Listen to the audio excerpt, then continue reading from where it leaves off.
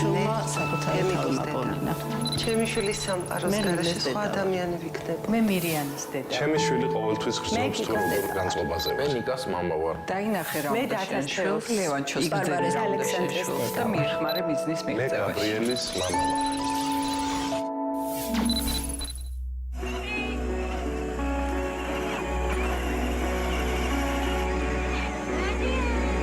ანდრიამ მასწავლა სიყვარული მისადმი, რა თქმა უნდა, შობლისადმი.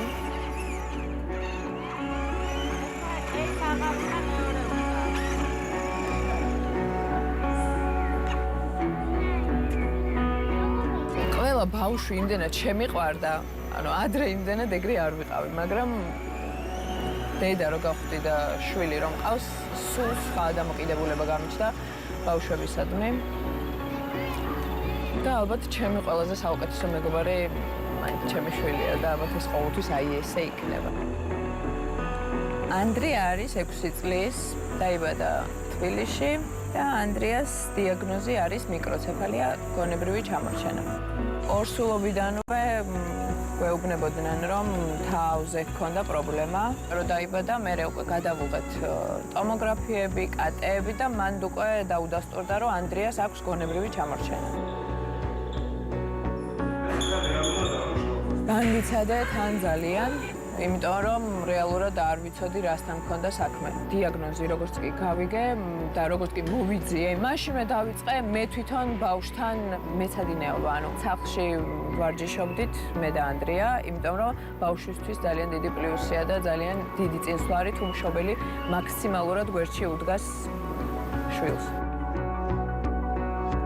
მას შემდეგ ვმკურნალობთ, ძალიან ბევრი თერაპიები უტარდება, ქცევითი, ფიზიკური, ასევე ადრეული მეტყველება და ბევრად იდეალურად არის ახლა ბავშვი, შედარებაც კი არ ღირს, იმიტომ რომ ანდრიას პრობლემა ძირითადად იყოს საუბარი. ეხლა უკვე ძალიან ბევრ სიტყვებს ამბობს, შეიძლება წინადადებაც გადააბას და ინგლისურსაც ძალიან ნაკლებად იყენებს. ანდრია როცა შემეძინა, მეგონა რომ 20 წლის ბავშვი ვიყავი. მაგრამ აი 20 წლის ასაკშიც ანდრია რო გაჩნდა, მანდ მივხვდი რომ ნამდვილი დედა ვარ. თან გმირი პლუს. მე რო ჩემშვილს რო არ დავდგომოდი გვერდში, ალბათ წინ ვერ წავიდოდა. და ალბათ ისევ იგივე ადგილას ვიქნებოდი. ერთი და იგივე მხარდაჭერა სჭირდებათ შვილებს. და სასირცხვილო საერთოდ არაფერი არ არის, რომ იცი მე ესეთი შვილი მყავს.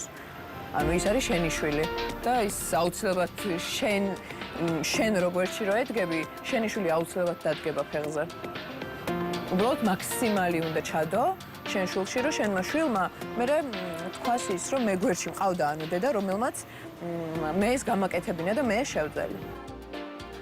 დედა რო ვარ, უკვე სხვა აზროვნება მაქვს, სხვა ფიქრები, ლოგიკურად სხვანაირად მსჯელობ ბევრ რაღაცას ისე რთულად აღარ ვუყურებ რეალურად, როგორც მანამდე შეიძლებოდა, რომ შემეხედა და მაინც ყველაზე მეტად ალბათ იმის მადლიერი ვარ, რომ ძალიან ძლიერი გამხადა. ანდრიაც გვერდში ისე მიდგას, როგორც შეუძლია, მაგრამ ჩემთვის ძალიან ბევრს ნიშნავს, რომ მე და ანდრიუშა ყველაფერს შევძლებთ და მაქსიმალურს გავაკეთებთ ერთმანეთისთვის. ანდრიაც გვერდში რო არ მედგეს, კიდე შეიძლება ცოტა რთულად ყოფილიყავი, მაგრამ მადლობა, რომ ძალიან ისე მყარად ვდგავარ და ჩემს საქმეს რაც მევალება ამ ცხოვრებაში იდეალურად ვაკეთებ, ფანტასტიკურად. ძალიან საყვარელია ხასიათით, აი ისეთ საყვარელია, რომ ალბათ მგონი არავის არასდროს არ აწყენინებს. ყველა უყვარს. ვიღაც უცხომაც რო უთხრას წამოდიო, გაყვება ალბათ. იმიტომ რომ რატომღაც ყველას ნდობა აქვს. ერთ სიტყვით ისეთი საყვარელი, რომ ყველას თავს აყვარებს.